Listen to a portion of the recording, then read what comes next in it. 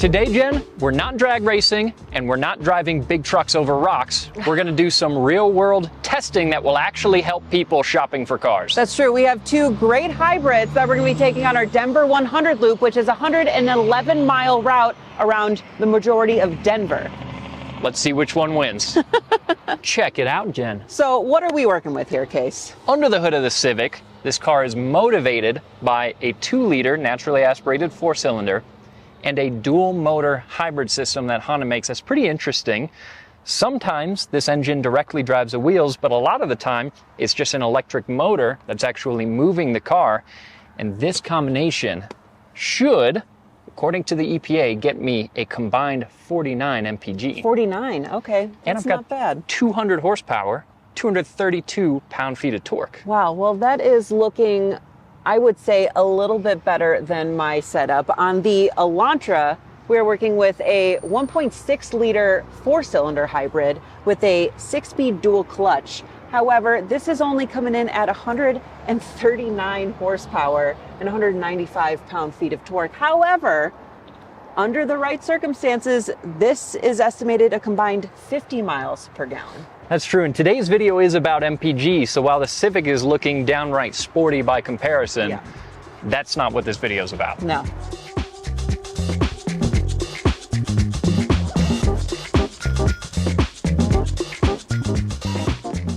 First, before we go on our MPG loop, we've got to top up both cars, and every time that we top up, we do our double click method. We wait 30 seconds in between, and we're going to do obviously the same thing for both cars. This one was pretty near full, so now just wait 30 seconds and we'll top it off. Neither of these cars specifies any particular grade of gas on the fuel door, so we're just running mid-grade. We're up here at altitude, so our mid-grade is actually 87 instead of 89, or what you might find at lower altitudes. All right, this one was a little bit lower. This is only about a quarter tank, so we had to fill up 9.24. The trip odometer is zeroed out and we are ready to go. Start our loop. We're merging onto the highway now, and this Denver 100 that we do is pretty much all highway driving. So this is more like a real world road trip MPG test. And Jen, how is it merging onto the highway in the Elantra?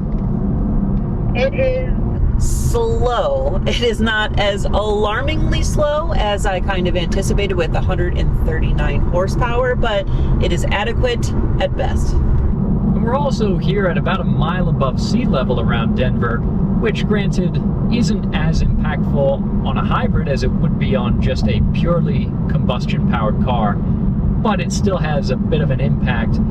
The Civic here, I'd say the acceleration is adequate. I don't think anyone is going to buy this car so that they can win a bunch of drag races, but it can hold its own. How are some of the features on the inside of your Elantra? Because my Civic is decently well spec'd. I got kind of a smaller center screen. I've got heated seats, but no ventilation. Don't appear to have a heated steering wheel either, but I've got the basics. Now, I'm actually fairly impressed with the interior of this Elantra. You know, it's got two 10.25-inch screens with Apple CarPlay, Android Auto. It's got lane keep assist and lane follow assist. So far, it's been very nice, and I have heated and ventilated seats. Yeah, what the Elantra might be lacking in acceleration, it definitely makes up for in some features and a really pretty nice interior. That being said, and I hate to say it, I do think that the front end of the Elantra looks a little catfish-like. It seems to be looking down at the ground. You are 1,002% correct. This, I think they designed it after a catfish because the looks are uncanny. It is not great on the exterior, but I will hand it to them. The interior is actually pretty nice. And that being said, I do like some of the body lines on the exterior of the Elantra, especially the 3 lines that go through the doors, give it kind of a distinct look.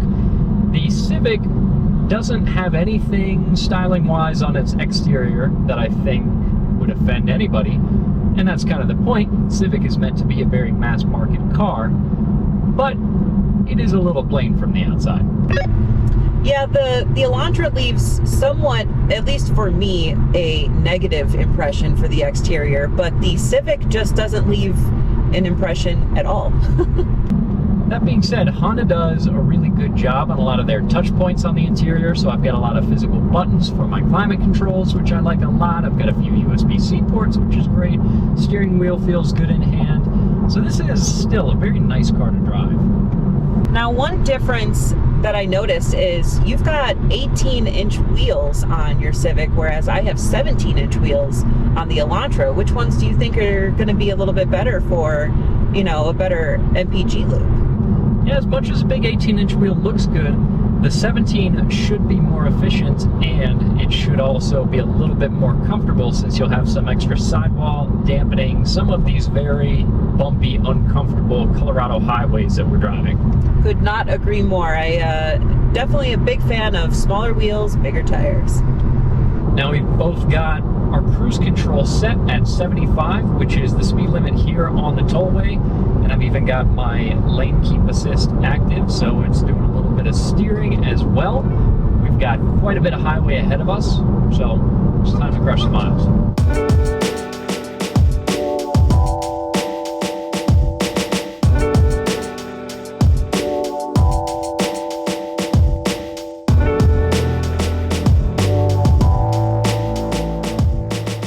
Jen, we're about halfway through our miniature MPG road trip, and these are 75-mile-per-hour highways, so these are not the best conditions for getting the best possible fuel economy. We're also not hypermiling. We're driving these vehicles as people normally would on a road trip, so we're going the speed limit. We're not going way under to get crazy fuel economy. We're cruising around with the radio on. We've got our AC and our climate set to auto, so nothing insane as far as trying to get the most possible MPG, really just trying to drive these cars like a normal person would to see what you would get every day. Exactly, and I know the first half of the loop, correct me if I'm wrong, is kind of climbing, and now we should start a small descent. So MPG should rise a little bit, but what are you sitting at average right now? So what my fuel economy is showing is anywhere from right now around 44.5 to 45 MPG. Changes a little bit as we get an uphill or a downhill stretch. And like you said, yeah, we have done the majority of our uphill driving, so that number should improve. But of course, there's also a little bit of variance in what these trip computers tell you that you're getting. So everything that we get, we have to confirm at the pump. But what's the Hyundai showing you now? Well, I've seen as high as almost 52 MPG, but right now it is sitting at 47.1. So still not, you know, atrocious by any means, but I think we're going to see some improvement as we finish up this loop. And that could be interesting because on paper these cars should be pretty close in their fuel economy, but again, once we get these to the pump and we actually confirm the fuel economy numbers, then we'll really know, because sometimes these trip computers can be a little optimistic and we're not really sure exactly what fuel economy we're getting. That Honda could make good on its lack of horsepower by overcoming it with some extra fuel economy, but we'll have to see. Yeah, I'm looking forward to see what the pump is going to say. We have kind of a perfect day for testing this, though. There's pretty low winds. We're almost 70 degrees. So as far as the day is concerned, this is about as good as it gets for doing a fuel economy run. That being said, yeah, we're cruising some pretty high speeds, so this would be more relevant to what kind of fuel economy you would get if you're doing a road trip in one of these cars versus day-to-day commuting, especially through the city. Exactly. You know, we get a little bit of stop and go towards the end of our loop as we enter through Golden, but for, you know, the majority of this entire loop, it is all highway. And luckily, not a lot of people on the road today, so we're not doing a whole lot of stop and go. Pretty consistent with our speeds. Should be a really good test. That's right, we've got quite a few miles left, so It's going to be exciting once we can get these to the pump and actually see what they did.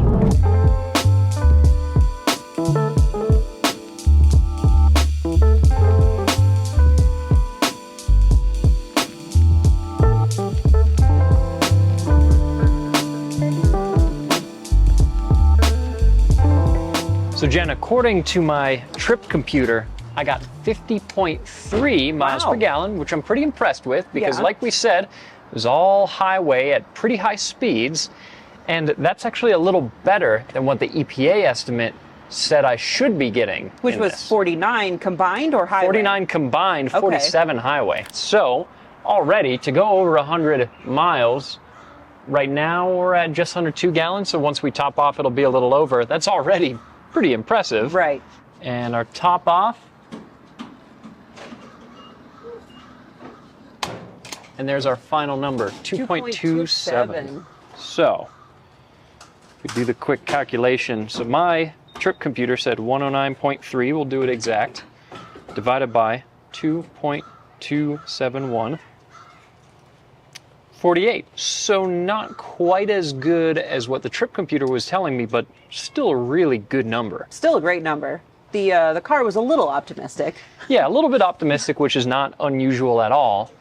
But the question is, will the Elantra do better? And I kind of hope it does, because you got to justify the power deficit somehow, right? Also the catfish. So Yeah. doing the same mid-grade, 87. Fill her up, Buttercup. Gotta say, nice thing about both of these cars is they really don't use a lot of gas. No. I mean, you used how many gallons to go 100 Just miles? over 2 gallons. That's nothing. pretty good. Now, Jen, what did your trip computer say? 53.6 mpg, which is a lot better than what, the Monroney calls for. Yeah, and if that's true, and my Civic got about 48, then this might actually be a worthwhile sacrifice to make. Yeah, here. and we still have to talk about price if we're talking about worthwhile. All right. All right, 30 ready? seconds. Let's do another top off. Good.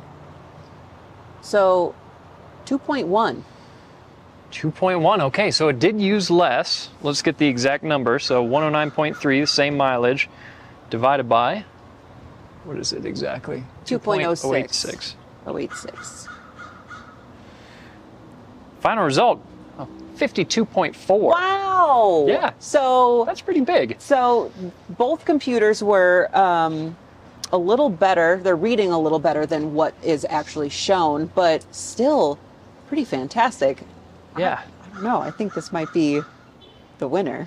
It's a tough call because the Civic is definitely noticeably quicker, Yes. but 4 mpg over the lifetime of these vehicles is going to average out to quite a bit of money. And it's worth talking about money on both of these. So that Civic starts around the mid $20,000 range, but if you want to get a hybrid, you're going to be closer to $30,000. And the one that they sent us is pretty specced out, so it's in the mid $30,000 range, which is getting up there a little bit in price. Okay, yeah. So same with the Elantra. You can get these in the 20s, but this is the limited hybrid, which is the big boy, the biggest one you can get. And this is topped out at about a little over $30,000. Okay. So better MPG, better on the pocketbook. I don't know. Yeah, and arguably a nicer interior, but the Civic is certainly quite a bit quicker. Yes. And depending on your personal point of view, maybe a little better looking. So let us know down in the comments below which one of these two you would go for. Jen, I'd say we gave some pretty decent consumer advice today. I think so, and I think we found a clear MPG king today. Yeah.